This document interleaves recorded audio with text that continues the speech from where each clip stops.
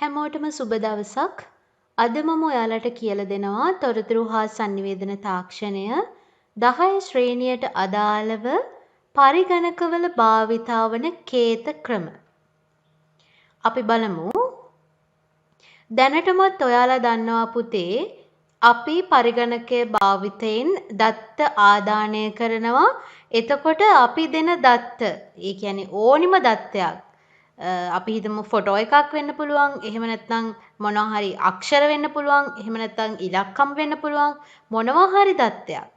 අපි දන්නවා පරිගණකය තේරුම් ගන්නේ එය පරිගණකය දන්නා භාෂාව වන යාන්ත්‍ර භාෂාව මගින්. ඒ කියන්නේ පුතේ බිඳුව සහ එක මගින් තමයි පරිගණකය ඒ දේවල්, ඒ කියන්නේ අපි දෙන දත්ත තේරුම් ගන්න. එහෙනම් පුතේ අපි දන්නවා අන්න ඒ අපි පරිගණකයට දෙනු ලබන දත්ත වල විශාලත්වය අනුව පරිගණකයට සිදු වෙනවා. මොකද කරන්නේ? පරිවර්තනය කරගන්න. පරිගණකයේ දන්නා භාෂාව බවට පරිවර්තනය කරගන්න. අන්න එතකොට පුතේ අපි විවිධ කේත ක්‍රම අපිට ප්‍රයෝජනවත් වෙනවා, වැදගත් වෙනවා. එහෙනම් පුතේ අපි බලමු මොනවද පරිගණකය භාවිතා කරන කේත ක්‍රම මොනවාද කියලා. එහෙනම් පරිගණකයේ භාවිතා වන විවිධ කේත ක්‍රම ගැන කතා කරද්දී අපි ප්‍රධාන වශයෙන් කේත ක්‍රම 4ක් ගැන කතා කරනවා. පළවෙනි එක BCD binary coded decimal කියලා අපි කියනවා. පුතේ BCD කියන කෙටි වචනය හැදිලා තියෙන්නේ binary කියන වචනේ B අකුර, coded කියන වචනේ C අකුර සහ decimal කියන වචනේ D අකුර. ඒ විදිහට තමයි BCD කියන කෙටි වචනය හැදිලා තියෙන්නේ. ඒක ඔයාලා දැනගන්න. ඊළඟ එක ASCII American Standards Code for Information Interchange කියලා අපි කියනවා. ඒකෙත් එහෙමයි මේ වචනවල පළවෙනි අකුර භාවිත කරලා තමයි ASCII කියන කෙටි වචනය හදාගෙන තියෙන්නේ. ඊළඟට EBC DIC අපි කියනවා EBCDIC කියලා. Extended Binary Coded Decimal Interchange Code. එහෙනම් EBC DIC කියන කෙටි වචනේත් හදාගෙන තියෙන්නේ මෙන්න මේ වචනවල පළවෙනි අකුර භාවිත කරලා. ඒක ඔයාලා දැනගන්න. ඊළඟ එක පුතේ Unicode. එහෙනම් අපි පරිගණකයේ භාවිත වන විවිධ කේත ක්‍රම යටතේ අපි කේත ක්‍රම 4ක් ගැන ඉගෙන ගන්නවා. පළවෙනි එක BCD Binary Coded Decimal, දෙවැනි එක ASCII American Standards Code for Information Interchange, තුන්වෙනි එක EBC DIC අපි කියනවා EBCDIC කියලා, Extended Binary Coded Decimal Interchange Code සහ හතරවෙනි එක Unicode. එහෙනම් පුතේ අපි බලමු මෙන්න මේ කේත ක්‍රම මොනවාද කියලා. පළවෙනි එක Binary Coded Decimal BCD බලමු.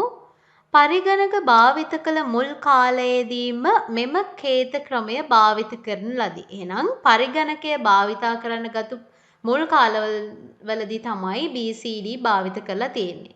මේ ක්‍රමය මගින් එක් සංඛ්‍යාංකයක් බිටු 4කින් නිරූපණය කරයි. එහෙනම් පුතේ එක සංඛ්‍යාවක් බිටු 4කින් නිරූපණය කරනවා BCD වලදී. මෙය දශමය සංඛ්‍යාංක නිරූපණය සඳහා පමණක් භාවිත කරයි. මේ මගින් සංකේත 16ක් නිරූපණය කළ හැකි අතර බිඳුවේ සිට 9 දක්වා වූ සංඛ්‍යාංක 10ට අදාළ BCD කේත පහත වගුවේ දැක්වේ. එහෙනම් අපි දන්නවා පුතේ BCD මගින් සංකේත 16ක් පමණයි නිරූපණය කරන්න පුළුවන් වෙන්නේ. එතකොට එක සංඛ්‍යාවක් බිටු 4කින් නිරූපණය කරනවා කියලා කියන්නේ 2 වෙනි බලය කියලා කියන්නේ 16යි. එහෙනම් සංකේත 16ක් පමණයි අපිට නිරූපණය කරන්න පුළුවන් වෙන්නේ. අපි බලමු දශමය අගය සහ ඊට අදාළ BCD අගය අපිට දීලා තියෙනවා. දශම අගය බිඳුවයි කියලා කියන්නේ BCD අගය 0.0.0.0යි. එක කියලා කියන්නේ 0.0.0.1යි. දශමය අගය 2යි කියලා කියන්නේ BCD අගය 0.0.1.0යි. දශමය අගය 3යි කියලා කියන්නේ BCD අගය 0.01. දශමය අගය 4යි කියලා කියන්නේ 0.1.2. දශමය අගය 5යි කියලා කියන්නේ BCD අගය 0.1.1. දශමය අගය 6යි කියලා කියන්නේ BCD අගය 0.1.1. දශමය අගය 7යි කියලා කියන්නේ 0.1.3යි BCD අගය. දශමය අගය 8යි කියලා කියන්නේ BCD අගය 1.3යි සහ දශමය අගය 9යි කියලා කියන්නේ BCD අගය 1.0.1. එහෙනම් මේ ඔයාලට මේ වගුවේ පෙන්눔 කරන්නේ දශමය අගයන් සහ ඊට අදාළ BCD අගයන් මොනවාද කියන එක. ඊට පස්සේ අපි බලමු 35 කියන දශමය සංඛ්‍යාව BCD කේත ක්‍රමයෙන් ලියා දැක්වීම. එතකොට පුතේ මොකද කරන්නේ අපි 3යි 5යි ලියා ගන්නවා ඊට අදාළ සංඛ්‍යාව ලියා ගන්නවා. BCD අගය ලියා ගන්නවා 3ටයි 5ටයි අදාළව. අපි බලමු 5ට අදාළ BCD අගය මොකක්ද කියලා. 5 කියන දශමය අගයට අදාළව BCD අගය වෙන්නේ 0.1.1. එහෙනම් ඒක ලියා ගන්නවා. ඊළඟට බලනවා 3 කියන දශමය අගයට අදාළව BCD අගය වෙන්නේ පුතේ කීයද? 0.1.1. එහෙනම් අපි මේ විදිහට ලියන්න පුළුවන් 35 කියන සංඛ්‍යාවට දශමය සංඛ්‍යාවට අදාළව BCD අගය. එහෙනම් මේ විදිහට අපිට සංඛ්‍යාව ලියලා අවසානයේ BCD කියන එක අපි ලියා දක්වන්න ඕනේ. එහෙනම් 35 කියන දශමය සංඛ්‍යාවට අදාළ BCD අගය වෙන්නේ 0.11.0.1 BCD. එහෙනම් මං හිතනවා ඔයාලට මේක පැහැදිලි වෙන්න ඇති කියලා. ඊළඟට පුතේ මම කියලා දෙනවා ASCII කේත ක්‍රමය. ASCII American Standards Code for Information Interchange. අපි බලමු ASCII කේත ක්‍රමය ආරම්භයේදීම පරිගණකයට ලබා දෙන දත්ත පරිගණකය විසින් බිටු 7කින් නිරූපණය කරනවා. එතකොට ASCII කේත ක්‍රමයේ භාවිතා කරලා දත්ත පුතේ බිටු 7කින් තමයි නිරූපණය කරන්නේ. ඒ වගේමයි ASCII කේත ක්‍රමයේ භාවිතයෙන් එකිනෙකට වෙනස් අනුලක්ෂණ 128ක්. ඒ කියන්නේ 2/7 වෙනි බලය තරම් ප්‍රමාණයක් 128ක් නිරූපණය කරන්න පුළුවන්. ඒ වගේමයි ASCII කියන කේත ක්‍රමය හඳුන්වලා දීලා තියෙනවා ANSI කියන ආයතනය American National Standards Institute කියන ආයතනය මගින් තමයි ASCII කේත ක්‍රමය සකස් කරලා සම්මත කරලා දීලා තියෙන්නේ. අපි දන්නවා පරිගණක sannivedana උපකරණ වැනි දෑ පාට, ඒ කියන්නේ ටෙක්ස්ට් නිරූපණය කිරීම සඳහා ASCII කේත ක්‍රමය භාවිත කරනවා. එහෙනම් පුතේ මේ අපි ASCII කේත ක්‍රමය ගැන කතා කරද්දී ඔයාලට දැනගන්න ඕනි මෙන්න මේ වගේ ASCII වගුවක් තියෙනවා. එතකොට අපි ගණන් හදන්න යද්දී අපි කොහොමද පරිගණකය දන්නා භාෂාව බවට අපි දෙන දත්ත පරිවර්තනය කරන්න යෑමේදී අපි දැනගන්න ඕනේ මෙන්න මේ ASCII වගුව. එහෙම වුණොත් තමයි අපිට පුළුවන් වෙන්නේ ඊට අදාළ පරිවර්තනයන් සිදු කරන්න. එතකොට ඔයාලට පේනවා ඇති මේ ටේබල් එකේ තියෙනවා ඩෙසිමල් දශමය අගයන් ඊට අදාළව ෂඩ් දශමය අගයන් සහ අදාළ චා කියන්නේ මෙතන අක්ෂරය මොකක්ද භාවිත වෙන කැරක්ටර් කියන එක තමයි මේ චා කියන එකෙන් අදහස් කරන්නේ.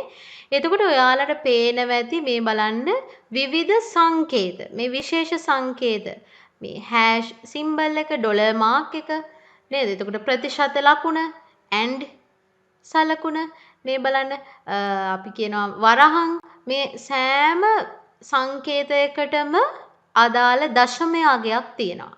ඒ වගේමයි ඔයාලට පේනවා ඇති මේ නම්බර්ස් වලට අදාළ දශමයන් අගයන් තියෙනවා. එතකොට අපිට මේ දශමය අගය කියන එක වැදගත් වෙනවා අපි මේ පරිවර්තන සිදු කරන්න යනකොට. ඒ නිසා ඔයාලා දැනගන්න ඕනේ අදාළ අක්ෂර වලට අදාළ දශමය අගයන් මොනවද කියලා.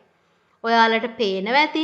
එතකොට ඒ වගේමයි ඉංග්‍රීසි හෝඩියේ අක්ෂර මේ බලන්න අක්ෂර සඳහාත් වෙන් වෙලා තියෙන දශමය අගයන් තියෙනවා.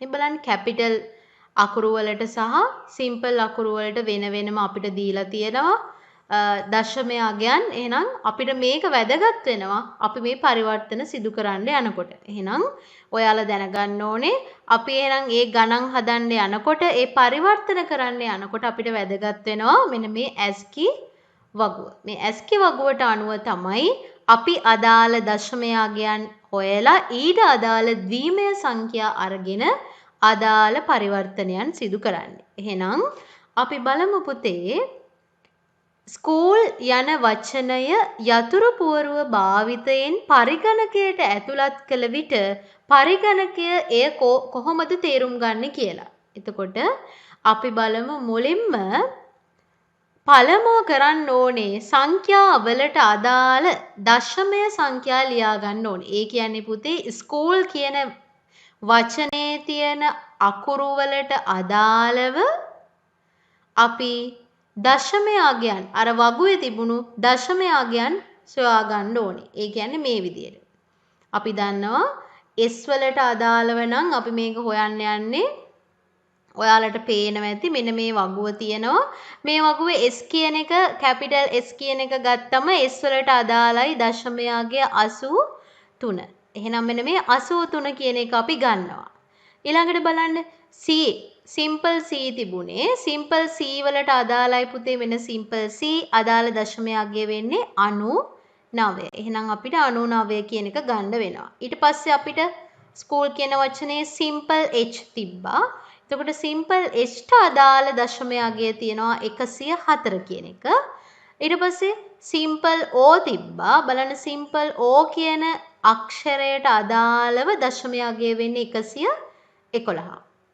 ඊළඟට සිම්පල් L තිබ්බා. බලන්න සිම්පල් L වලට අදාළව නම් දශමය අගය තියෙනවා 108. එහෙනම් අන්න ඒ විදියට අපි ලියා ගන්නවා. එහෙනම් මුලින්ම කරන්නේ අක්ෂර වලට අදාළ දශමය සංඛ්‍යා ලියා ගන්නවා. එහෙනම් පැහැදිලි වෙන්න ඇති ඔයාලට මෙන්න මේ අක්ෂර වලට අදාළ දශමය සංඛ්‍යාව ගත්තේ කොහොමද කියලා. මුලින්ම කරන්න එහෙනම් අක්ෂර වලට අදාළ දශමය සංඛ්‍යාව ලියනවා. ඊට පස්සේ කරන්නේ පුතේ එක් එක් අගයට අදාළ ද්විමය සංඛ්‍යාව බිටු 7කින් ලියා දැක්වීම කරන්න ඕනේ. බිටු 7කින් ලියා දක්වන්න හේතුව තමයි ASCII කේත ක්‍රමයේදී අපි දත්තයක් ලියන්නේ බිටු 7කින් වෙන නිසා. එහෙනම් අපි මෙන්න මේ විදියට S කියන්නේ 83යි 83 කියන එක මේ විදියට බිටු 7කින් ලියා ගන්නවා. C කියලා කියන්නේ 99යි 99 කියන එක මේ විදියට බිටු 7කින් අපි ලියා ගන්නවා. H කියන්නේ 104යි 104 කියන එක මේ විදියට අපි බිටු 7කින් ලියා ගන්නවා. O කියලා කියන්නේ 111යි. එහෙනම් 111 කියන සංඛ්‍යාව මේ විදියට ද්විමය අගයකින් බිටු 7කින් අපි ලියා ගන්නවා. ඊළඟට L කියලා කියන්නේ 108යි. 108 කියන සංඛ්‍යාවට අදාළ ද්විමය සංඛ්‍යාව බිටු 7කින් ලියා ගන්නවා. එහෙනම් දෙවන පියවර තමයි මෙන්න මේ දශමය සංඛ්‍යාවලට අදාළ ද්විමය සංඛ්‍යාව මෙන්න මේ විදියට බිටු 7කින් ලියා දැක්වීම අපි සිදු කරන්න ඕනි. ඊළඟ පියවර තමයි පුතේ අදාළ කේතය ලියා දැක්වීම සිදු කරනවා. ඒ කියන්නේ ස්කූල් කියන වචනයට අදාළව අපි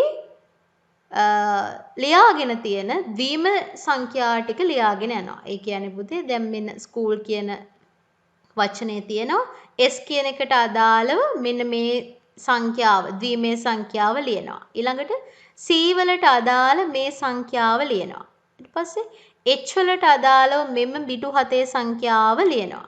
ඊට පස්සේ O කියන එකට අදාළව මෙන්න මේ සංඛ්‍යාව ලියන්න ඕනේ. O අකුරු දෙකක් තියෙන නිසා නැවතත් මේක ලියනවා. ඊට පස්සේ L වලට අදාළ ද්විමය සංඛ්‍යාව ලියනවා. එහෙනම් ඒ විදියට තමයි අපි අදාළ කේතය ලියා දක්වන්නේ. එහෙනම් ඔයාලට පැහැදිලි වෙන්න ඇති අක්ෂරමය දත්ත ලිවීමේදී අපි කොහොමද එය පරිවර්තනය කරන්න කියන එක. මුලින්ම ASCII වගුවට අනුව අපි දශමය සංඛ්‍යාව ලියා ගන්නවා මේ විදියට. දෙවනුව කරන්නේ ඊට අදාළ ද්වීමය සංඛ්‍යාව බිටු 7කින් ලියා දැක්වීම කරනවා. ඊළඟ පියවරේදී තමයි අපි අදාළ කේතය ලියා දැක්වීම සිදු කරන්නේ. එහෙනම් පුතේ ඔයාලට තේරෙන්න ඇති කොහොමද පරිගණකය දන්නා භාෂාව බවට ASCII කේත ක්‍රමය යොදාගෙන පරිවර්තනය කරන්න කියලා. එහෙනම් අපි බලමු. ඊළඟට පුතේ අපි බලමු EBCDIC ඇබ්සැඩික් කේත ක්‍රමය. අපි කියනවා Extended Binary Coded Decimal Interchange Code කියලා. අපි බලමු. මෙම කේත ක්‍රමයෙන් අනුලක්ෂණ 256ක් ලිවිය හැකිය. අනුලක්ෂණ 256ක් කියලා කියන්නේ පුතේ බිටු නම් අපි 8කින් නිරූපණය කරන්න පුළුවන්. ඒ කියන්නේ එක් සංකේතයක් බිටු 8කින් අපිට නිරූපණය කරන්න පුළුවන්. එහෙනම් එක් සංකේතයක් බිටු 8කින් නිරූපණය කරන්න පුළුවන් කියලා කියන්නේ අපි දන්නවා 2 වෙනි බලය කියලා කියන්නේ 256ක් අනුලක්ෂණ ලියන්න පුළුවන්. ඊට පස්සේ මෙම කේත ක්‍රමය IBM mainframe පරිගණකවල භාවිත විය. එහෙනම් IBM සමාගමේ නිෂ්පාදනය කරා IBM mainframe කියන පරිගණක. එහෙනම් අනේ පරිගණකවල භාවිත කරලා තියෙනවා EBCDIC කියන කේත ක්‍රමය. මෙම කේත ක්‍රමයේදී විශාල අක්ෂර අපි කියනවා capital letters කියලා. විශාල අක්ෂර 26 සඳහා එකිනෙකට වෙනස් EBCDIC කේතද සිම්පල් අක්ෂර සඳහා කියන්නේ කුඩා අක්ෂර සිම්පල් letters සඳහා එකිනෙකට වෙනස් එප්සෙඩික් කේත EBCDIC කේත හඳුන්වලා දීලා තියෙනවා. අපි බලමු. ඔයාලට පේනවා ඇති මෙන්න මේ වගුව. මේකෙදී අපිට මේ අපර් කේස් කියලා කියන්නේ කැපිටල් අකුරු, ලෝවර් කේස් කියලා කියන්නේ සිම්පල් අකුරු. එතකොට අපි බලමු මෙතන කැපිටල් අක්ෂර මේ දීලා තියෙනවා A B C D කියලා. එතකොට බයිනරි විදියට දීලා තියෙනවා බලන්න පුතේ. අපි දන්නවා A කියලා කියන්නේ A කියන අක්ෂරයට අදාළව ද්වීමය අගය දීලා තියෙනවා මේ විදිහට 1. එතකොට අපි දන්නවා බයිනරි නම් ද්වීමය බිටු 8කින් නිරූපණය කරන්න පුළුවන් කිව්වා. එහෙනම් A කියන අක්ෂරය කැපිටල් A කියන අක්ෂරය බිටු 8කින් නිරූපණය කරලා තියෙනවා. ඊට අදාළව හෙක්සඩෙසිමල් කියලා කියන්නේ ඔයාලා දැනටමත් දන්නවා ෂඩ්දශමයේ සංඛ්‍යාව දීලා තියෙනවා. ඒ කියන්නේ පුතේ අපි මෙන්න මේ බිටු 4 ගත්තොත් එහෙම මෙන්න මේ බිටු 4 ගත්තොත් එහෙම ෂඩ්දශමයේ සංඛ්‍යාවකදී නම් පුතේ මේ කීයද තියෙන්නේ? C. C කියන්නේ 12නේ. මෙතන අගය වෙන්නේ 12යි. 12 කියන්නේ C. මේ බිටු 4 ගත්තොත් එහෙම මේ බිටු 4 අගය වෙන්නේ 1යි. එහෙනම් ෂඩ්දශමයේ සංඛ්‍යාවලදී 1යි. එහෙනම් C1 කියන ෂඩ්දශමයේ සංඛ්‍යාව අගය හැදිලා තියෙන්නේ මේ විදිහට. රයිට්? මම තව එකක් කියන්නම් ඔයාලට. අක්ෂරය කැපිටල් B කැපිටල් Bට අදාළව EBCDIC වලදී අපිට බිටු 8කින් නිරූපණය කරලා තියෙනවා ද්වීමය අගය 1.1.0.1.0. එහෙනම් පුතේ ෂඩ්දශමයේ සංඛ්‍යාවකදී නම් මෙන්න මේ බිටු 4 අගය වෙන්නේ 12. 12 කියන්නේ පුතේ C. ඊළඟ බිටු 4 මෙන්න මේ බිටු 4 අගය වෙන්නේ 2. එහෙනම් C2 තමයි ෂඩ්දශමය අගය වෙන්නේ.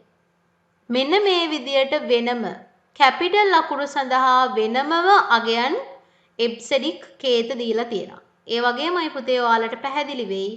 මේ පැත්තේ තියෙනවා සිම්පල් අකුරු සහ ඊට අදාළව එප්සෙඩික් කේත. බලමු.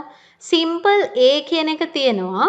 සිම්පල් Aට අදාළ ද්වීමය අගය බිටු 8කින් අපිට මේ විදියට නිරූපණය කරලා තියෙනවා. 1.0.0.0.1. එහෙනම් මීට අදාළ ෂඩ්දශමයේ අගය ගත්තොත් එහෙම පුතේ මේ බිටු 4 කියන්නේ වටිනාකම 8යි. එහෙනම් 8 කියන එක අරගෙන තියෙනවා. මේ බිටු 4ට වටිනාකම 1යි. එහෙනම් ෂඩ්දශමයේ අගය දීලා තියෙනවා 81යි කියලා. ඊළඟට සිම්පල් B අක්ෂරයටත් එහෙනම් ද්වීමය අගය බිටු 8කින් නිරූපණය කරලා තියෙනවා 1.0 3යි 0.2යි 1යි බිඳුව.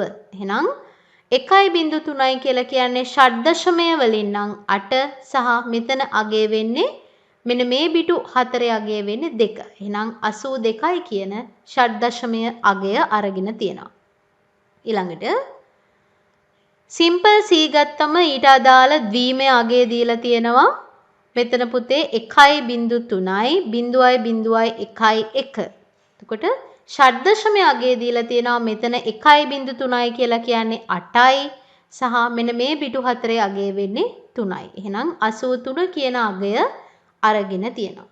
ඊට පස්සේ D කියන සිම්පල් අක්ෂරය ගත්තම ඊට අදාළව ද්විමය අගය දීලා තියෙනවා පිටු 8කින් 1.3යි 0.1යි 0.0.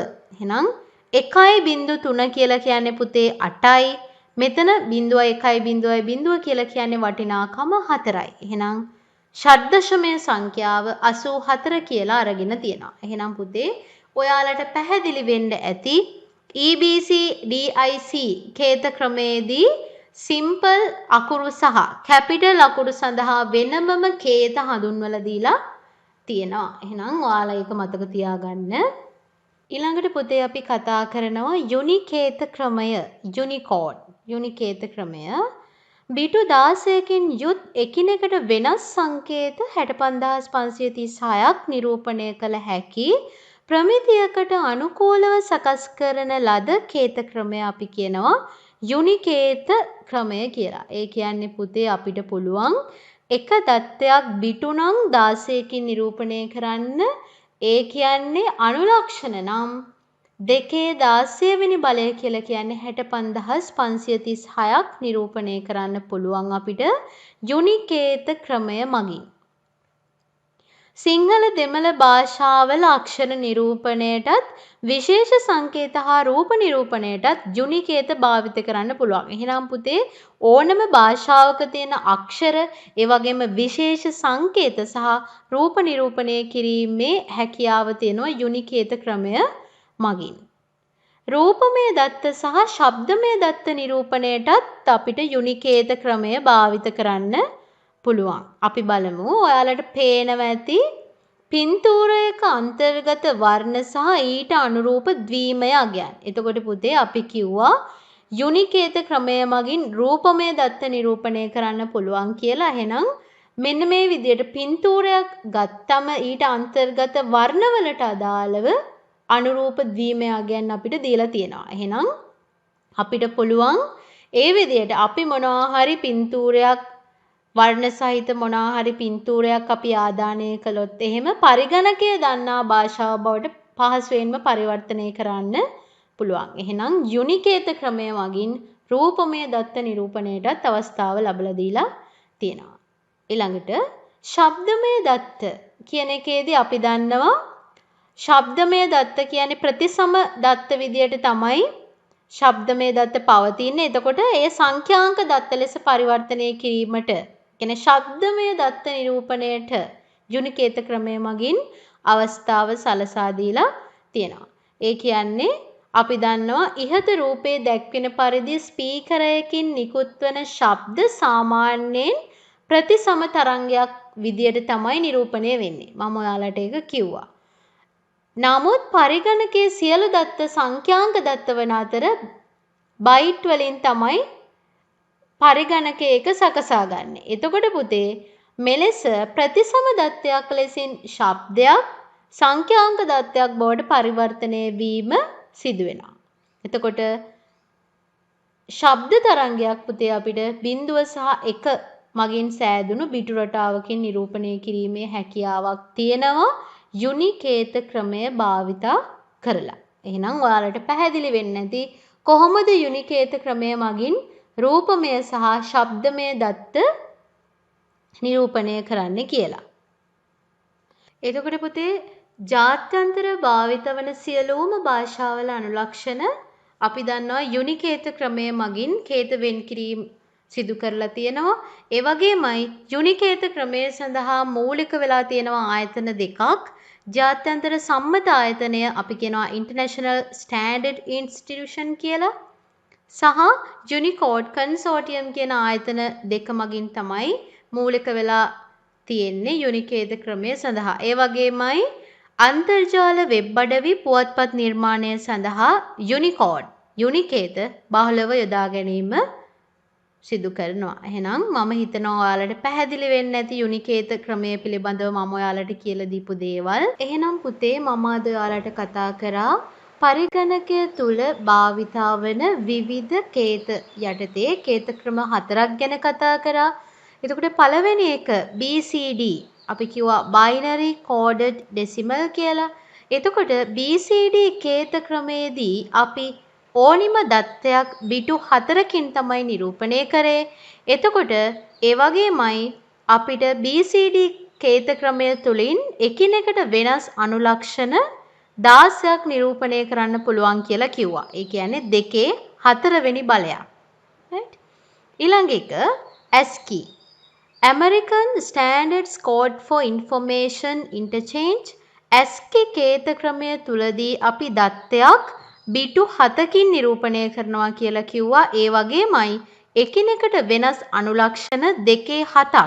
ඒ කියන්නේ 128ක ප්‍රමාණයක් නිරූපණය කරන්න පුළුවන්. ඒ වගේමයි EBCDIC DIC කේත ක්‍රමය Extended Binary Coded Decimal Interchange Code කියලා කිව්වා අපි. එහෙනම් EBCDIC කේත ක්‍රමය තුලදී අපිට පුළුවන් දත්තයක් බිටු 8කින් නිරූපණය කරන්න වගේම එකිනෙකට වෙනස් අනුලක්ෂණ 2 8ක් කියලා කියන්නේ 256ක ප්‍රමාණයක් නිරූපණය කරන්න පුළුවන් කියලා කිව්වා. ඒ වගේමයි යුනිකෝඩ් අපි කියනවා යුනිකේත ක්‍රමය කියලා. යුනිකේත ක්‍රමයේදී අපි කිව්වා දත්තයක් නිරූපණය කරන්න පුළුවන් බිටු 16කින්. ඒ වගේමයි අපිට පුළුවන් යුනිකේත ක්‍රමය තුලින් එකිනෙකට වෙනස් අනුලක්ෂණ 216ක තරම් ප්‍රමාණයක් 65536ක ප්‍රමාණයක් නිරූපණය කරන්න. එහෙනම් ඔයාලට පැහැදිලි වෙන්න ඇති පරිගණකය තුල භාවිතා කරන කේත ක්‍රම පරිගණකය ආරම්භයේ සිට අද වෙනකොට කේත ක්‍රමය දත්ත නිරූපණය කරන්න පුළුවන් අනුලක්ෂණ ගණන ක්‍රමයෙන් මොකද වෙලා තියෙන්නේ වැඩි වෙලා තියෙනවා කියලා ඔයාලට පැහැදිලි වෙන්න ඇති. එහෙනම් මම හිතනවා අද මම ඔයාලට කියලා දීපු පරිගණකය තුල භාවිතා කරන කේත ක්‍රම පිළිබඳව අවබෝධයක් ලැබෙන්න ඇති කියලා. එහෙනම් අදට අපි නතර කරමු. Thank you.